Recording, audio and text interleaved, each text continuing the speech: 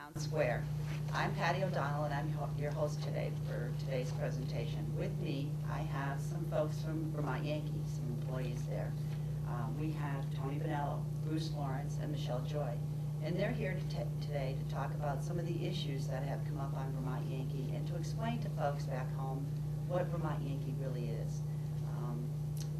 The reason why I asked them to come here today is I found my years in Montpelier, I was a little frustrated by the fact that very little bit of fact actually gets out about Vermont Yankee. And I know, living in my community, I get great comfort in knowing the folks that work at Vermont Yankee and listening to what they have to say about the jobs that they do. So I wanted to bring these folks to you today so you can make up your own mind about what the facts are and what the fiction is at Vermont Yankee.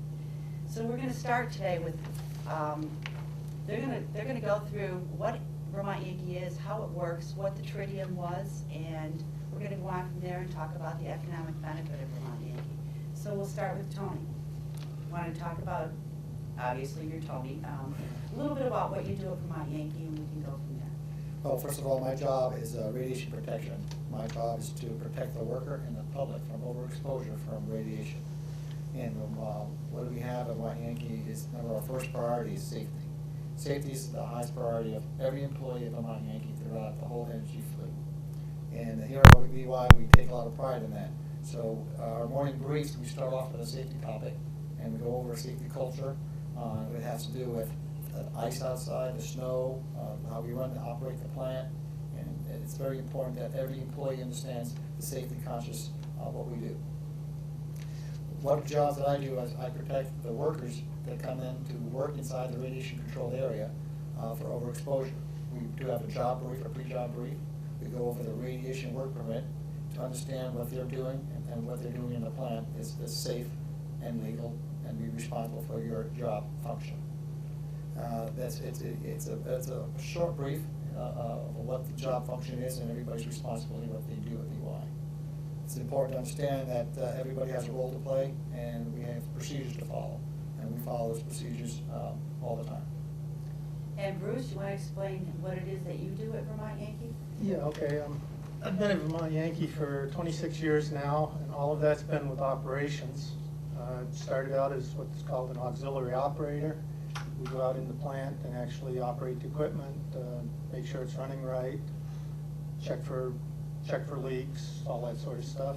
I got promoted, got my NRC license so that I became a control room operator. And that's when you actually are in the control room actually running the plant. You're starting and stopping pumps, you're controlling the power, starting the plant up after shutdown, shutting the plant down for outages, whatever it takes. And then the last couple of years I was promoted into management and have been coordinating work efforts between operations and the rest of the plant. Do you want to explain to people the training that you go through? I know that there's a simulator in Brattleboro that you have to go to every 6 weeks. You want to explain a little bit about that? Because I think that's pretty impressive. Yeah, licensed operators, we have it's upwards of 2 years initial training. We have to have basically it's a 2-day test, partially written, partially actual simulator performance for the NRC before you get your license. And then once you've gotten your license, you have to maintain it. And it's every 6 weeks you go to training and you get more information on the different systems. You actually go into the simulator, you get tested on emergency procedures, normal procedures, new systems as they're changed, added to, whatever. You get the training, and simulator actually mimics the plant exactly. So it's very good training. And what happens if you don't do well on your testing? Well, if we don't pass the test, we get pulled off shift, we get retrained. We are not allowed to actually operate at the plant individually until we pass the test. Michelle, you want to talk about what it is that you do at the plant?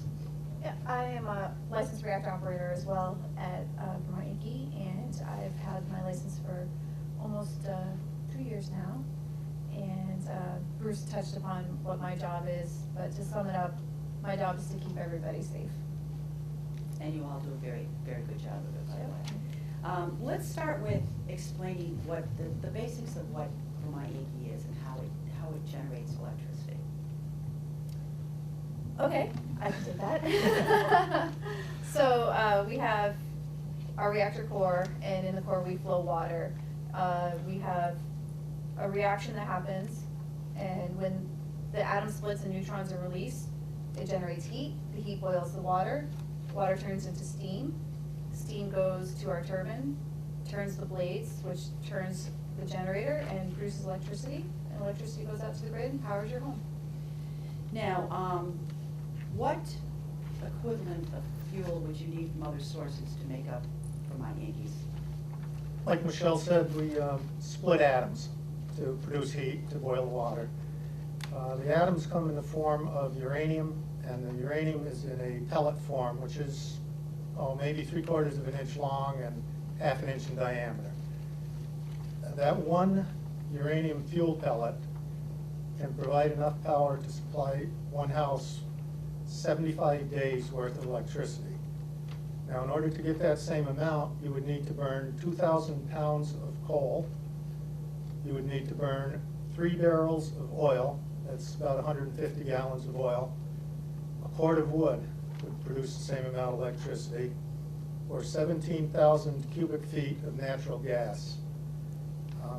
I really don't know what to equate that much natural gas to size-wise, but it's a big volume.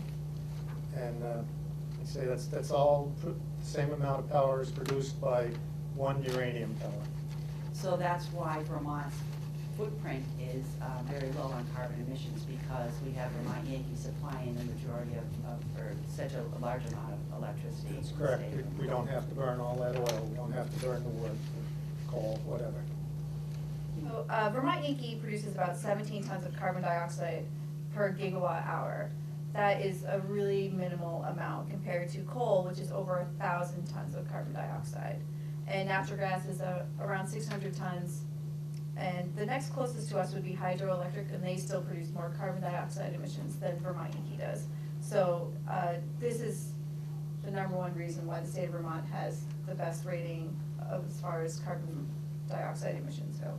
And some of that emissions is counting the mining the uranium, getting the uranium to the plant, so that's where some of those emissions come from. Is that right? Absolutely. Yeah, this Yes. is the total life cycle, which basically from ground to spent fuel. Okay, let's talk about the safety of Vermont Yankee. Tony, you want to take that? Absolutely. Safety is everybody's job and everybody's responsibility of Vermont Yankee. That's our #1 priority. Is safety is talked about every day.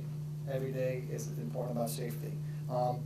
One of the things that we do, we talk about what's called OE, operating experience, on safety things that's happened at other places, not just at nuclear power plants, all over all industries.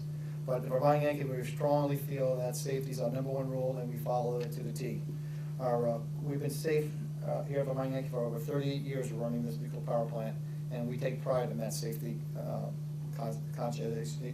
being conscious about safety all the time. We have 2 full NRC inspectors at Vermont Yankee that oversee our site, and they have over 7,000 hours of inspections, and keeping track of what we do, that we're doing our job right. We also have a license renewal inspection focused on plant aging and nuclear safety issues in January of 2006. It's still ongoing, and we are stepping that up, and we take pride in our plant, and I think we do every one. The safety goes beyond the individual's industrial safety, if you will. It goes all the way through nuclear safety. People take their safety-conscious work areas home with them. Just as an example, myself personally, I used to climb a ladder at home and hang off the edge. The other day, I was going up onto the roof to take some ice off. I started reaching where I shouldn't be reaching. I stopped, got down, moved the ladder. So that's, you take your safety home with you. It gets drilled into you so much. It gets and drilled into becomes a so way of much. life. That's right. That's right. Didn't Vermont Yankee get an award from the industry for being a top-rated plant just like last fall? We currently have the VPP star status, and that is recognized through VOSHA and OSHA as being one of the top-rated safety industries. Let's talk about tritium, because that has been a huge topic of conversation in Vermont this past year. So let's talk a little bit about what tritium is and what actually happened. Tony, you're the tritium guy. Well, we've had some tritium problems that we had some releases, but the releases that we've had have been below the state limits. And we're self-identifying, we report everything. And even though we found some tritium problems and issues, we've reported to the state, it's below our limits. We have a team together right now, we found some little more tritium out of another well, and the limits are coming down. And we are putting a team together to find out if there's any more leaks on the ground that we're not aware of. And the team is actively putting an engineering plan together to make sure that we're on top of this problem on tritium. Now, I know as a legislator, I was getting updates daily from the Department of Health, letting me know, and the rest of us know, that there is absolutely no danger to the health and safety of anyone in Vermont, and tritium was not spewing into the Connecticut River. There's been a lot of false statements made through the whole tritium issue. So can you explain to me, and any one of you that want to do it, exactly what the tritium means, and what is the amount of tritium, and is it possible for it to spew anywhere? Well, tritium has, the release of tritium right now is 20 times smaller than the limits of drinking water that we've released, okay? So there's tritium in water, there's tritium in foods, there's stuff that we're doing at Vermont Yankee to make sure that we don't put anything into the environment. And we're taking safety precautions on, that's why we put on these test wells, to test our site, to make sure we're not releasing anything to the river. And it's important to understand that these limits are very, very, very low. And people don't understand that we get so scrutinized by the media that we're leaking. It sounds bad, but it's not that bad.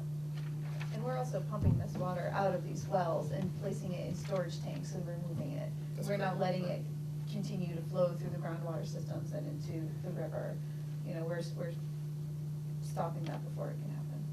And tritium, some of it, tritium radioactivity, they're all natural occurrences in our environment though, aren't they? We have lots of natural radioactivity. Just going outside on a sunny day, you're getting radiation. Flying in an airplane, you're getting radiation. Eating bananas, granite countertops, it's all around us. And radiation is good for us in the right amount. We need to have the sun shining on this. I had someone tell me a few years ago that I would get more radiation by sitting on the granite steps at the State House than if I sat on the chimney at Vermont Yankee. Is that true? That's absolutely true. That's correct. Yes, we measure and record our dose at the plant every year, basically, constantly.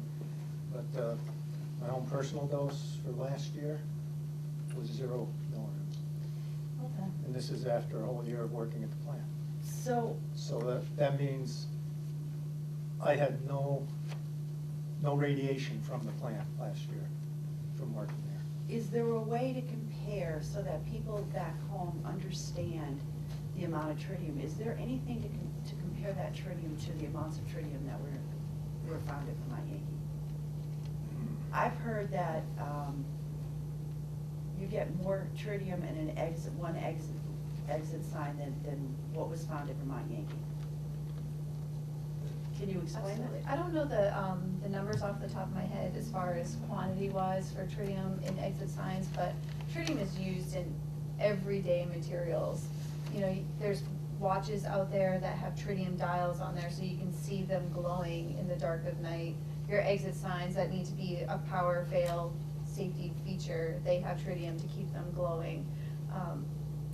I don't have the numbers, so I can't give the good Statistic numbers, there's like 11.5 to 20 curies in one little exit sign. That's what, that's basically.